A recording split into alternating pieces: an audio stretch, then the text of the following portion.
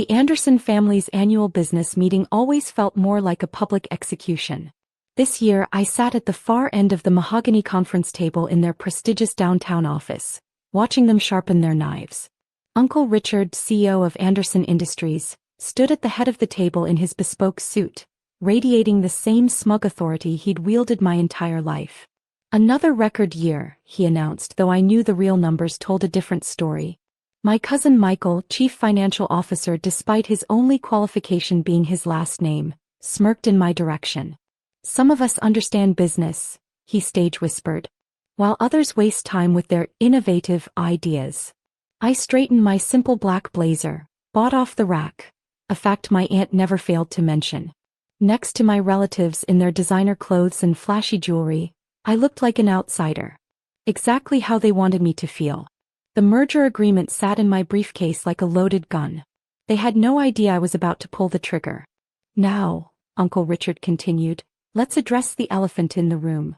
Our family's disappointment." All eyes turned to me. The black sheep. The embarrassment. The one who'd walked away from the family business 5 years ago to start my own company. "Julia," my uncle's voice dripped with fake concern, "would you like to explain to everyone why you're still clinging to your failing startup instead of accepting the position we offered?" I thought back to that position. A junior role under my younger cousin, designed to humiliate me into compliance. They'd expected me to break, to come crawling back after my company failed. Instead, I'd built an empire they didn't even know existed. "Actually, Uncle Richard," I kept my voice calm, professional, "Nova Dynamics is doing quite well." Laughter rippled around the table.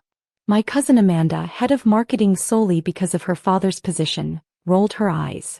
"Oh yes, your little tech company. How many employees do you have now?" 5. If they'd bothered to read any business news in the past 3 years, they'd know exactly how many employees I had. But the Andersons only saw what they wanted to see. "Nova Dynamics is growing," I replied simply. "Growing?" Uncle Richard scoffed. "Let's be honest, Julia. You're the family embarrassment. Your father, my poor brother, would be ashamed if he could see you now." My father. The only Anderson who'd ever supported my vision, who'd believed in me until cancer took him too soon. They'd used his death as an opportunity to try to force me back into the fold, claiming he would have wanted me to join the family. They didn't know he'd left me his shares in Anderson Industries. Shares I'd used as a foundation to build something bigger than they could imagine. "Speaking of business," Uncle Richard's voice cut through my thoughts, "we should discuss the Wellington merger." Ah yes. The merger they thought would save them. Anderson Industries was bleeding money, losing market share to more innovative competitors. The Wellington deal was their last hope. "The papers will be signed next week," Michael announced proudly. "Wellington Technologies will bring us into the modern age." I checked my watch. Right on schedule. "About that merger," I said, opening my briefcase. "There's something you should know." Uncle Richard waved his hand dismissively. "Julia, please. This is far beyond your understanding." "Is it?" I placed a folder on the table. "Because I think you might want to see these documents." "What is this?" Michael reached for the folder, but I held up my hand. "First, let me tell you a story." I stood up slowly, commanding attention for the first time in that room. 5 years ago, I came to you with a proposal to modernize Anderson Industries. To embrace digital transformation before it was too late. You laughed me out of this room. "That ridiculous plan would have bankrupted us," Uncle Richard snapped. "No," I corrected him. "Your refusal to change is what's bankrupting you now. Your quarterly reports show a 60% drop in revenue. Your market share has fallen to less than 10%. The only thing keeping you afloat is the Wellington merger." The room temperature seemed to drop. Board members shifted uncomfortably in their seats. "And how would you know our quarterly numbers?" Michael demanded. "As I've been watching. Building. Preparing." I opened the folder. Nova Dynamics isn't just a tech company. It's a conglomerate that owns 30% of your competitors. And as of last week, we own controlling interest in Wellington Technologies. The silence that followed was deafening. That's impossible," Uncle Richard stammered. "Is it?" I smiled. "Check the merger agreement Wellington sent over. Look at the parent company's name. Michael frantically flipped through his papers, his face going pale. Nova Holdings. My holding company, I confirmed. The same one that's been buying Anderson Industries stock through shell corporations for the past 3 years. Amanda's designer purse slipped from her lap. But that would mean that your savior, your last hope for survival, is actually the cousin you've spent years mocking? I spread more documents across the table. The merger is still happening, but not the way you planned. Uncle Richard's hands trembled as he read the papers. These terms are non-negotiable, I finished. Nova Dynamics will acquire Anderson Industries at 20 cents on the dollar. All current management will be replaced. The company will be restructured according to the same modernization plan you rejected 5 years ago. You can't do this, Michael protested, but his voice lacked conviction. I already have. I pressed a button on my phone.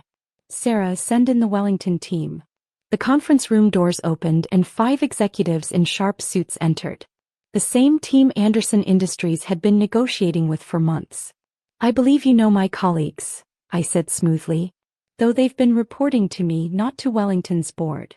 Uncle Richard slumped in his chair, 30 years of arrogance finally failing him.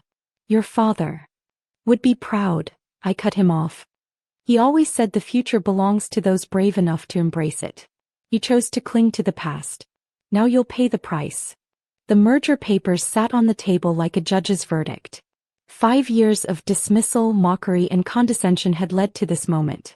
And I was just getting started. This is blackmail, Uncle Richard finally managed, his face flushed with anger and humiliation. No, I corrected him calmly. This is business. The kind of business you taught me. Take no prisoners, show no mercy. I just execute it better than you do. The Wellington executives were already distributing transition documents. My cousin Michael flipped through them frantically, his CFO credentials suddenly worthless. 30% workforce reduction, he read aloud, voice cracking.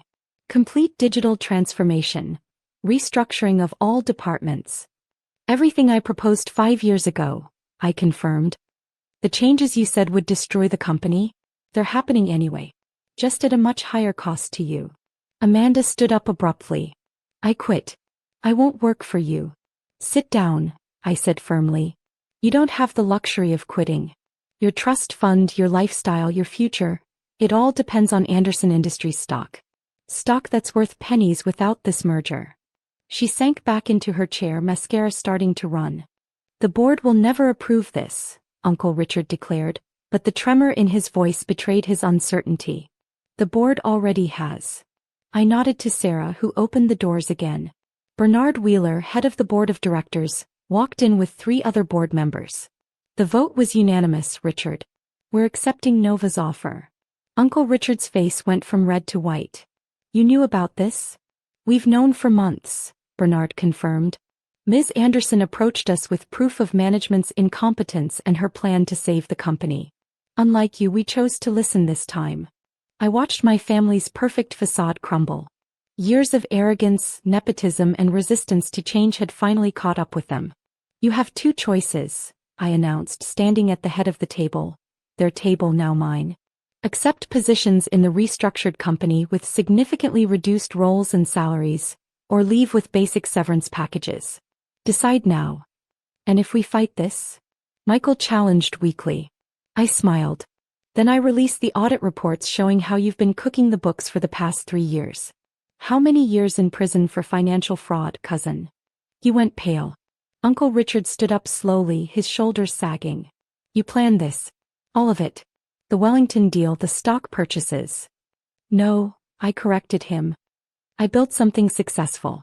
Your company's failure and my ability to save it? That's just karma. Your father, he started, would be proud. I cut him off. He saw what you couldn't. That business isn't about maintaining power, it's about creating value. He taught me that before he died. We're still family, Amanda tried, her voice small. Family. I laughed. Was it family when you called me the embarrassment? When you mocked every idea I had? When you used my father's death to try to force me back under your control? Silence fell over the room. The new Anderson Industries launches next month, I continued. Those who want to stay can meet with HR tomorrow to discuss their revised positions. Those who don't, security will escort you out today. You can't just, Uncle Richard began. I can and I will. I pressed a button on my phone. Security, please come to the main conference room. As guards entered, I watched my family's empire crumble in real time. Amanda sobbing into her designer purse. Michael staring blankly at the audit reports that could send him to prison. Uncle Richard, shoulders slumped, 30 years of dominance evaporating. One more thing, I added as security approached. The Anderson name stays on the building. As a reminder that the future belongs to those who embrace it, not those who cling to the past. The transformation of Anderson Industries began immediately. We stripped away layers of nepotism and outdated practices. Some employees celebrated the changes. Others, particularly my relatives' old allies, resigned in protest. Surprisingly, Michael asked to stay. I want to learn, he said quietly during his HR meeting. Really learn, not just coast on the family name. Amanda left for a smaller firm but sent an email a month later. You were right. About everything. I'm sorry we didn't see it sooner. Uncle Richard held out longest, refusing to accept the new reality until the board forcibly removed him. But 6 months later I received a letter from him. I was wrong, he wrote. About business, about change, about you. Your father would indeed be proud. 1 year after the takeover, Anderson Industries had transformed into a digital powerhouse. Our stock price quadrupled. The same relatives who'd called me an embarrassment now bragged about their connection to the company. Yesterday, during the annual business meeting, held in our new high-tech conference room, I watched Michael present our digital transformation results. He'd learned, adapted, grown. Remember when we thought we knew everything about business? He asked later. Remember when you called me the family embarrassment? He had the grace to look ashamed. We were wrong. Yes, you were. I smiled. But you learned. That's what matters. Last week, a business magazine wanted to interview me about the Anderson Industries transformation. They asked why I bought the company instead of letting it fail. I showed them a photo from 5 years ago, my last day before leaving, when they'd laughed at my proposals. Sometimes success isn't about destroying the old guard, I told them. It's about teaching them a new way to march. The Anderson Industries logo still stands atop our building, but it means something different now. Something my father would have been proud of. Something worth building. Sometimes the best revenge isn't watching them fail. It's making them succeed on your terms. And sometimes, just sometimes, being the black sheep means leading the flock in a new direction.